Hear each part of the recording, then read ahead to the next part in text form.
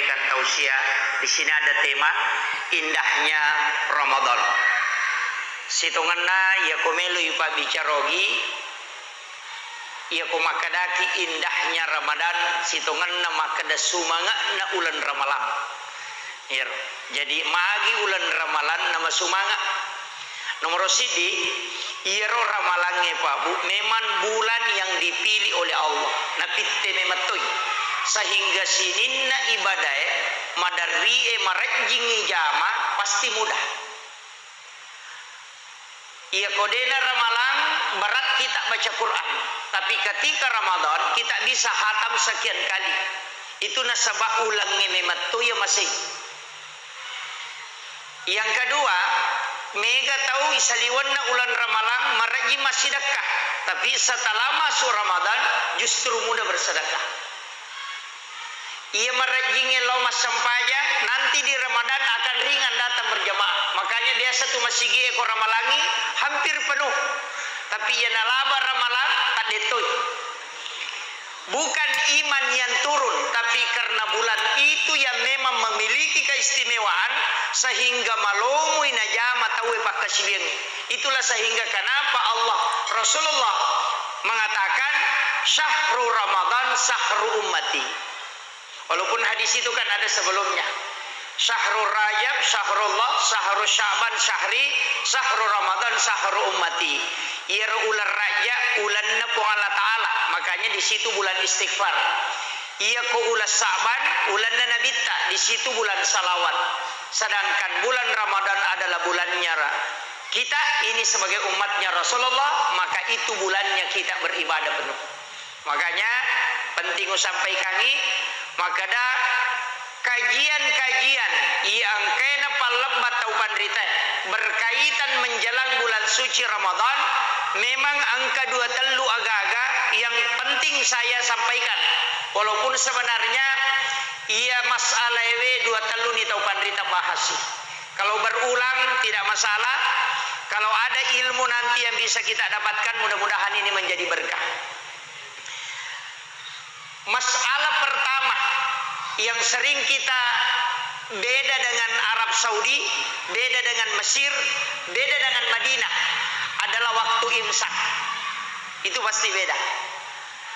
Iya ke Makkah, Madinah, Mesir imsak itu langsung azan subuh. Kalau kita imsak itu masih ada 10 menit. Beda. Makanya orang Arab itu ketika ada di UIN, maka dari podangi maka ketika imsak masih boleh makan, marah sekali. Ini dia mengatakan ini pendapat yang sesat karena dia pakai dasarnya Mekah dan Madinah. Di Mekah itu kalau sudah imsak itu sudah masuk subuh. Ia di Indonesia kok imsak belum masuk subuh, masih ada 10 menit. Kenapa dikasih jadah? Itu ulama kita dulu pintar. Nah sebab magai maka ada macapa atau Indonesia ya. Madari cedek meniwat tu tolina tambah mau pinandrena. Nah, sehingga dia pakai lampu kuning. Dalilnya dari mana? Ada hadis Nabi. Ketika Bilal bin Rabah azan, engkau masih boleh makan. Tapi ketika Ummi Maktum maka berhenti. Karena ketika Ummi Maktum azan itu sudah tanda waktu subuh sudah masuk. Makanya imsak mengikuti azannya Bilal, sedangkan masuk subuh mengikuti azannya Ummi Maktum. Itu dalilnya. Ulama kita dulu itu bersandar ke situ. Makanya ya komelo ki mandre subuh paling bagus makan sahur pada saat imsak. Maka doa manrasan itu Pak Ustaz.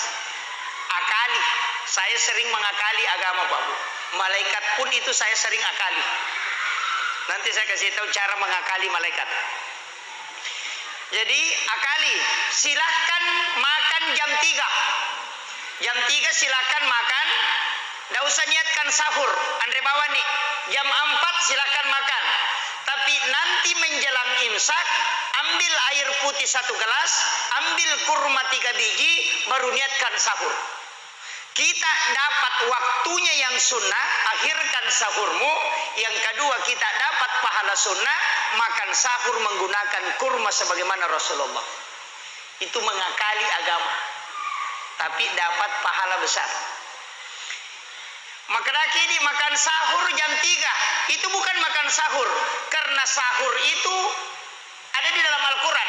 Wabil azhari hum yastaghfirun. Di waktu sahara. Sahara itu waktu, Pak. Dia bukan subuh. Dia juga bukan tengah malam. Wabil azhari di waktu zahara. Sahara itu adalah 10 atau 15 menit sebelum masuk subuh. Di situ turun malaikat dari langit. Karena malaikat penjaga siang itu sudah turun di situ. Malaikat penjaga malam masih ada. Maka ketemulah 2 kelompok malaikat di subuh hari. Itulah kenapa sholat subuh disaksikan oleh para malaikat. Semua sholat, Pak. Sholat duhur, sholat asar, sholat maghrib, sholat isya. Dia kesempatan dia saksikan di malaikat. Tapi kenapa sholat subuh dikhususkan? Karena 2 kelompok malaikat ketemu. Malaikat malam dan malaikat siang. Aga barakana. Siapa yang beribadah di waktu itu, maka barakana luar biasa. Bersedekah di waktu itu, pahalanya dilipat gandakan. Kenapa? Karena didoakan 2 kelompok malaikat. Makanya kiasan sedekah subuh. Di sini kuncinya. Ya maka demaga kau masih kaki koloroi, masih kaki kau asarai, pahalanya ada, tapi malaikat yang mendoakan itu kurang. Kalau subuh 2 kelompok, malaikat penjaga siang, malaikat penjaga malam ketemu, dan itulah yang mendoakan kita ketika sedekah di waktu subuh. Ada waktu sebelum subuh namanya sahara. Sahara inilah tempatnya kita diminta makan. Makanya dikatakan makan sahur. Makan di waktu sahara. Ini. Makanya sederhana sekali, Pak. Sebenarnya cuma kadang-kadang ini mitau kiasiangan. Si tangana talu mandre nih. Dia nandre subuh sana itu mandre tangga benih nih. Ini. Kemudian kurma juga, Pak, usahakan jangan makan genap, makan ganjil. Itu sudah diteliti. Kalau kurma dimakan dengan jumlah yang genap, itu hanya menambah energi, tapi tidak bisa menjadi obat. Ketika dimakan ganjil, fungsinya menjadi obat sekaligus energi.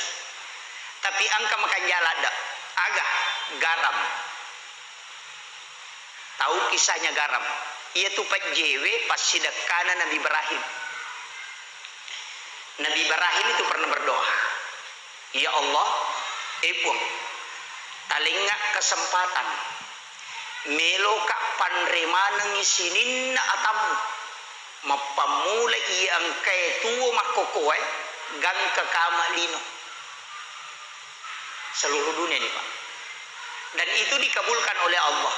Sehingga malaikat Jibril disuruh masuk ke dalam surga, mengambil segenggam kapur, baru diserahkan ke Nabi Ibrahim, baru diminta menaburkan ke laut, dan itulah yang menjadi garam. Jadi dia itu gaga tahu denan repenje, angkagah? Itu sedekahnya Ibrahim. Makanya kalau kita ngaji kitab Ihya Ulumuddin, di situ ada di bab adab makan. Buka adab makan di kitab Ihya karangan Hujjatul Islam Imamul Ghazali.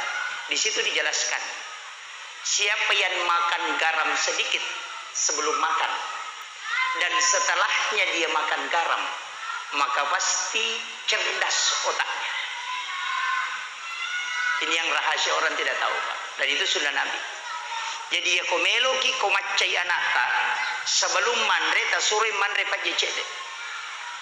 Ia kupure mandre suruh makan garam sedikit baru minum, atau sesudah minum dia makan garam sedikit. Cerdas itu. Karena itu doanya Ibrahim. Siapa yang memakan sedekahku sebelum dia memakan makanannya, dan setelah itu memakan sedekahku, maka aku berdoa kepada Allah supaya kecerdasanku dia anugerahkan kepadanya. Itu satu. Yang kedua, kalau ada orang makan garam sebelum makan makanannya, tidak akan pernah keracunan makanan. Itu sudah diteliti, Pak. Karena itu yodium asli. Yang ketiga, ini yang pokok. Degaga arwani nakan dalam syahwat yang makan garam sebelum makan. Tidak akan kena lama syahwat itu. Jadi manfaatnya itu luar biasa. Iya, itu kuncinya. Makanya orang Arab itu rahasianya sebenarnya. Makanya banyak orang cari garam Saudi itu, Pak. Ada yang garam Saudi memang itu. Banyak orang cari itu. Makanya kalau orang ke Tanah Suci, pesan garam Saudi. Itu bagus sekali, Pak. Kemudian hikmah yang jarang orang pakai, Gurutta di Parepare itu, tali Pak Baja almarhum, 94 tahun umurnya. Hanya 1 kali sakit. Cicem mitama rumah sakit, ipas satu minatama menjalan kematiannya. Apa resepnya beliau? Cuma dia beliau sampaikan begini ke anak-anaknya. Makanlah garam sebelum tidur, dan setelah bangun langsung makan garam kemudian minum. Karena itu bisa menghilangkan 40 penyakit dalam. Itu berkahnya, Pak. Berkah apa je?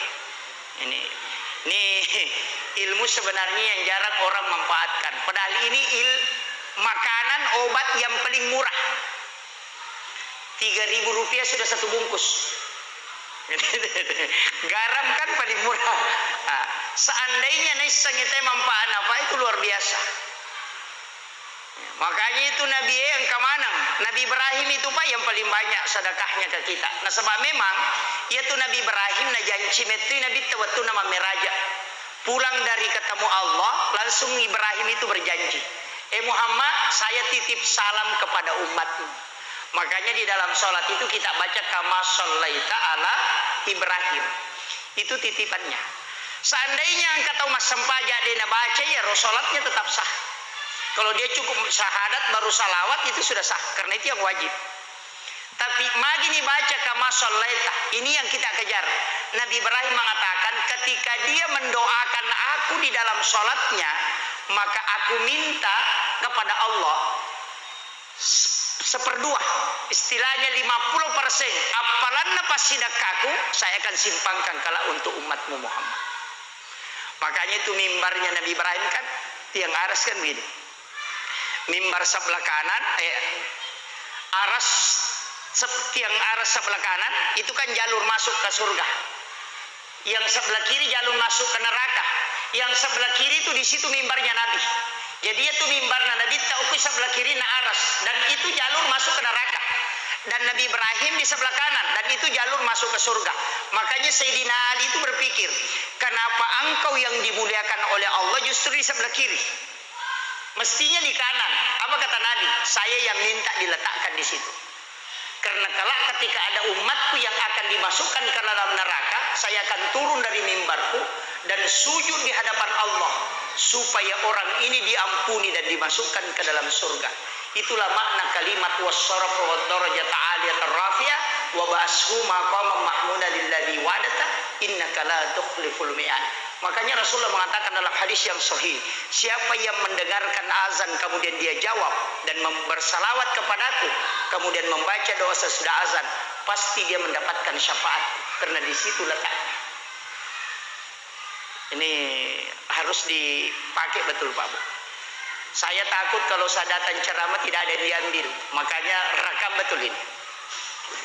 Kode itu lemale telu dua nah.